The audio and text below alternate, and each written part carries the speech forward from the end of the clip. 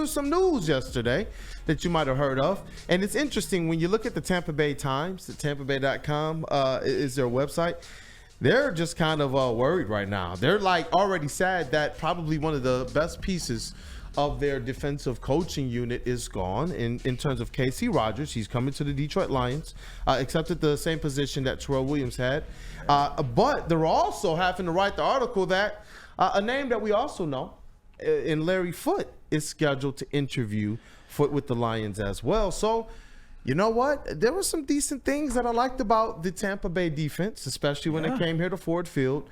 And you can't go wrong with the hiring of Kacy Rodgers, in my opinion. I was going to say that it's impressive that the Detroit Lions were able to convince a Kacy Rodgers, who had a nice gig in Tampa Bay as their D-line coach, getting to coach up guys like Vita Vea and Kacy and Yaya Diaby and stuff like that. A team that had consistently been in the playoffs, had won the division this year, but unfortunately had lost to the Commanders, who the Commanders ended up beating us, had actually been a part of a Super Bowl winning coaching staff in 2020. He made a lateral move to the Detroit Lions. So obviously he believes in what the Lions are building. I think it shows a lot about the Lions' ability to replenish a staff which is going to get gutted. I think this was a really nice move.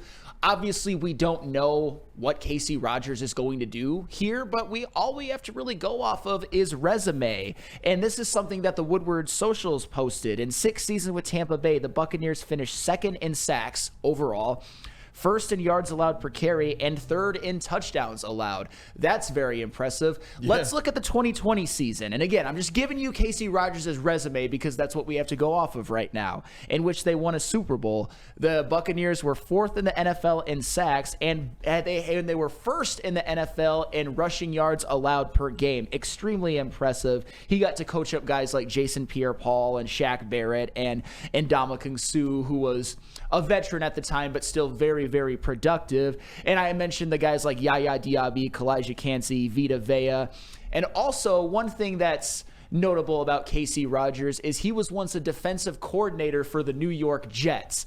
It wasn't a phenomenal tenure or anything like that. The Jets only had a good defense in 2015, but it's impressive the way that he was able to build his way up, because before that, he was the defensive line coach for the Miami Dolphins. He was so high thought of that he was able to transition from a defensive line coach to a defensive coordinator. And during his time with Miami, they were top 10 in sacks 3 times in 7 years and top 10 in run defense 3 times in 7 years. And he got to coach guys like Cameron Wake, end of career Jason Taylor, Randy Starks. Joey Porter was kind of a linebacker, edge rusher hybrid, but he had his career high in sacks by far with Kacy Rodgers on the coaching staff, 17.5 in 2008, Jared Odrick, Olivier Vernon. So the point I'm trying to make, I know that's a lot to digest for everybody, is that this guy, Kacy Rodgers, is a vet. He is infinitely qualified for this position. Hell, he was even more qualified, in my opinion, than what Terrell Williams was. And we saw what Terrell Williams did. And I'm not saying that Kacy Rodgers is going to come right in and do what Terrell Williams did, but it's good to see them pluck a guy from a coaching staff of a successful team,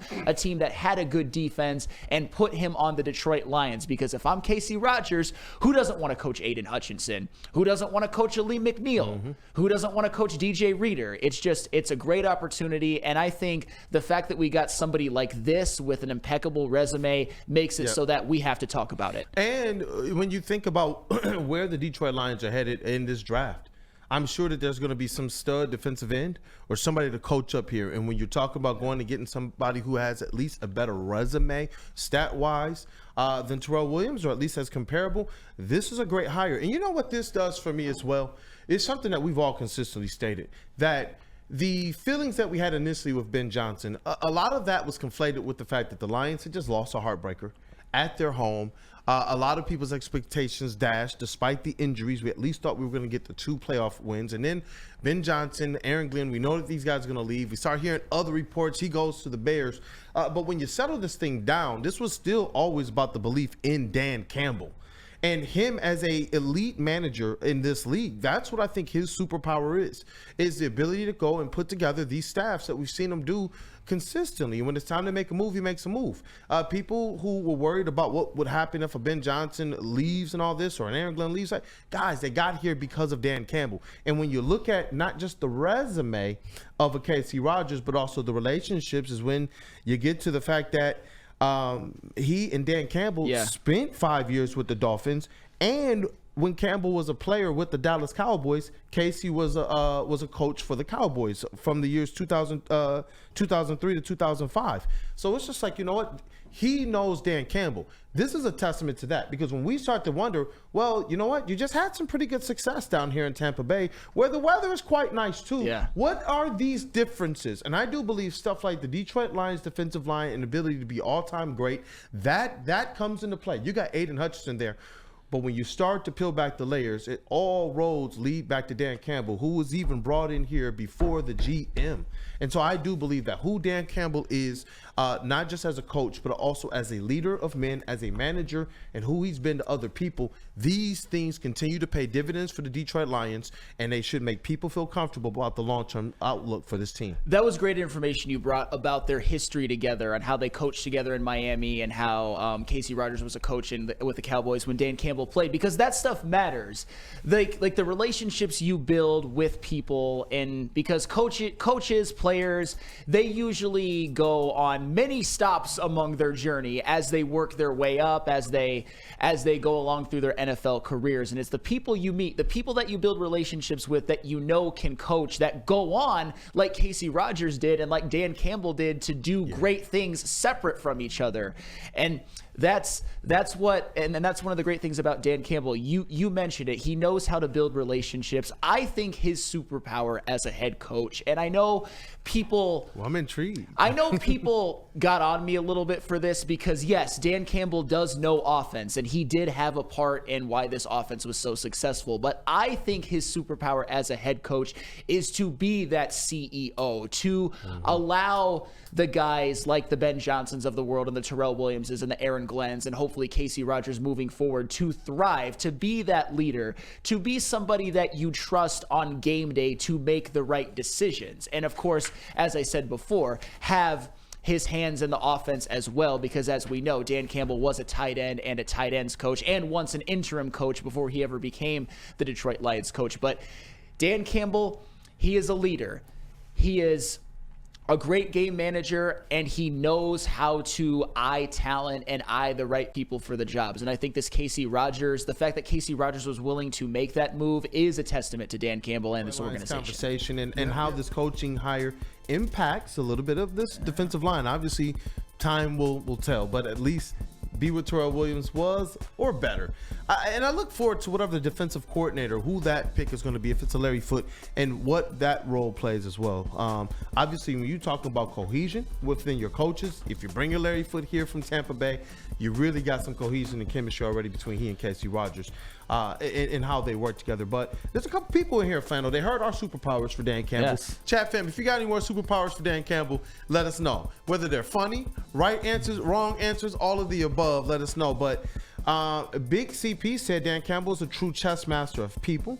Randall Smalls, his superpower is everyone loves him. Stephen Baffy, Dan Campbell really reminds me of John Madden. He is a unicorn. Guys like him are just rare and special. And John Madden got the Raiders a Super Bowl. John Madden had the Raiders as one of the most successful regular season teams of all time during his stretch. And at the end, hey, there was some postseason heartbreak under John Madden, but hopefully there was some postseason heartbreak that we experienced with Dan Campbell, and we will come out the other side as Super Bowl champions. I like that trajectory. I like that trajectory. I like that one a lot. But yeah. Stephen Baffy also says this, and before we get to Burns' super chat, thank you for the super chat, Burn. He says, but I also, and maybe I'll read these together because both of these are about the D-line. Yeah. He says, I also really think that Levi Onwuzurike can easily play the big end role and play it really well. I hope the Lions extend Levi for 2 to 3 years. And then Burn, $5 super chat, just to give more to the conversation. He says, we have a fearsome 4 on our D-line with amazing depth. He came here because this D-line, when healthy, is a golden escalator. I think definitely if you get Aiden Hutchinson back and you have Zadarius Smith being the bookend and you get Aleem back, hopefully sometime at the beginning of the year, and then Reader's under contract. We don't know about Levi O necessarily. And then you've got certain depth pieces, like you don't know about Muhammad or Wingo or Pat O'Connor, John. I mean, it's potentially a great defensive line, especially if Aiden Hutchinson comes out next season, plays a full year or most of the year, and plays like he did last year. It absolutely could be a fearsome foursome, primarily off the back of him alone. Yep. Yeah, and that's the thing. Like, I see Matthew Kruger in the chat. Nobody knows how this will impact the Lions for another 8 months. Well, we don't know how this is going to impact the Lions for another 8 months. I believe that the only way you can go is up from here. Dan Campbell ultimately is the head of this team, and I do believe that he's the type of guy that's going to at least make sure that they're not taking any steps back. And like we said, man, we kind of were deliberating. The way that this defensive line takes a huge step forward is just a healthy Aiden Hutchinson. I was going to say. That's where this all comes down to. Just point blank, period. If he gets off to the start that he had this previous season, in which he was still receiving attention late in the season and even down the end of the season, people were like, yo, Aiden Hutchinson's stats are still really good for a guy who played 5 freaking games. Yeah. That's what makes his line go to the next level. They already have that before Kacy Rodgers even has an opportunity or a chance to have an impact on this team. I was going to say Matthew Kruger, obviously. Are we supposed to like not do any Lion shows for the next 8 months? Obviously, it's a lot of it's speculation, but we're basing it off of what we saw from certain players. Certain players we're going to get back. Just the fact that good football players are good football players, and Kacy Rodgers is. His resume is impeccable, at least for a prospective defensive line coach. You really can't get much better than that in terms of somebody that you could hire. And if you want names, which a lot of people do, which I don't blame you, by the way, Kacy Rodgers, and even though it's a defensive line coach, it's not a coordinator, it's still, like I said, about as good as you could have possibly gotten. Yeah, definitely. And I see Brian with another $5 super chat here. I hope this is the Lions version of the 80s Pistons losing to the Hawks after breaking in, which turned them from a good offense into the bad boys. And you know what? A little bit of that bad boys identity, a lot of it, they showed up during the season. It's just, it was with like second, third, fourth stringers, guys from practice squads. When you get that type of aggressiveness with those first stringers, that defense was on one to start the season. And I look forward to them being healthy. And I see some people in the chat, even like Weezy D through and three. I love you, Weezy. But sometimes those chats, man, his are interesting. He says, I want a whole revamped D-line. I don't want any of those people back except for Muhammad and Hutch. Damn. Look at Flannel. What about Aleem? What about Aleem, Weezy? Bro. Damn. What about Aleem? Come on, Weezy. And I get it. If you think that Aleem won't be back to start next season, he may not. Torn ACLs are a long recovery process. But I don't vibe with that, because I think maybe we were watching different football games at some point. I thought Zadarius Smith was good enough, and at sometimes actually was the Lions' missing piece, and that he's only going to be better as a bookend, playing a role that he should be playing, because he's never really been a dominant edge. He's just always been very, very good. Maybe he was somewhat dominant with the Packers, but still, at this stage of his career, he's a bookend. Aleem McNeil, did you watch him? He was pretty good. DJ Reader, I thought he was impactful. I get why you're high on Al-Qadim Muhammad, because he played better than a lot of us expected. He played a role that he probably nobody really envisioned for him playing, because he had to, and he was good. But I like more people than Hutch and Al-Qadim Muhammad, but I respect your opinion. Yeah, I mean, Zadarius Smith got here in 4 sacks in. How many games did he play for the Lions? Yeah, I mean, he was good. He started with the Packer game, I believe. Yep, and the reason why I bring that up is for this purpose. What is he if he's out there playing alongside Hutch and Aleem and DJ Reader, the space eaters? Yeah. Because are you sitting here telling me who was getting the attention? It was Zadarius Smith. Now you're telling me that Aiden Hutchinson is getting that attention, and you probably got a side of the line that has Aleem McNeil and Zadarius Smith on it? Yeah. Like, I don't know. I think that next year is one where Zadarius Smith is going to have an opportunity to show you guys exactly why Brad Holmes brought him here. It wasn't just for now. That's why I'm so glad that they're transparent about what they do to build this team up. They tell us that this thing is about long-term success, and that's how we're going to build the squad. the type of deal that they did to bring in the DN, it was to make sure that they could have some type of cohesion and impact this year and next year without really obliterating the cap sheet. And I think that Brad Holmes did a masterful job with that, especially when you look at what they have coming back. Man, DJ Reader is just a straight-up space eater. Aleem McNeil gets home from the interior. Nobody is stopping Aiden Hutchinson. We already see that. We saw the trajectory is on. So what are you doing with Zadarius Smith? What are you doing off the edges when they decide, hey, you know what, we're going to bring one of these safeties down? Like, or one of those stunts with the linebackers, when you get those horses back, I just feel like Zadarius is going to be one of those guys that can really lunch off of how much is there. He will, most certainly, but I know we're going to rehash this for a while, especially as long as the WeezyD 313s in the world continue to dismiss him, which is fine. Like I said, all love and respect.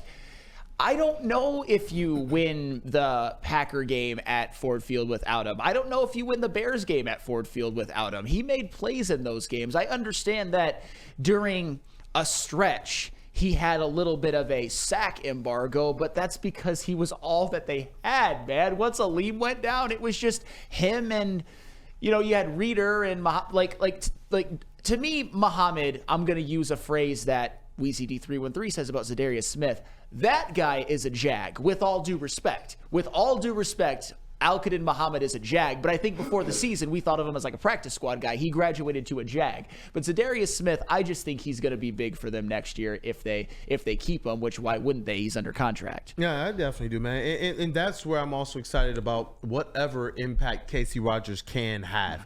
I'm glad that Dan Campbell isn't wasting any time with making sure that, they're getting this staff together. And it's people that have connections with them. It's people that have a record, a resume as well. And people that, honestly, if it's someone connected to Dan Campbell, I feel like that they're going to be the type of coach that has that same type of identity that we heard from the players. We can connect with them. We feel like these coaches are out there on the field with us. We feel, these coaches have had a big impact in our career. So I do believe in that type of kind of intrinsic value when you're talking about a Kacy Rodgers. And if they do bring in a Larry Foote, no matter what aspect of defense it is, if they bring in Larry Foote, is it for the DC role or are they just interviewing him in general for the defense?